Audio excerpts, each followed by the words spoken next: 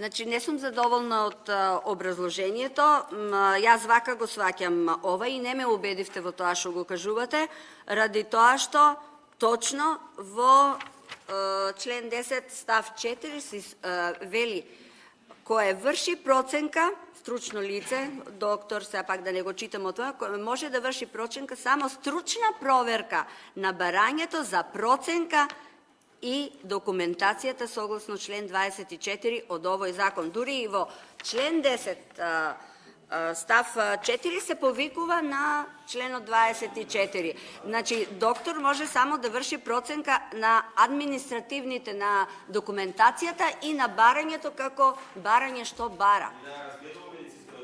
Ја разгледува, меѓутоа не одлучува.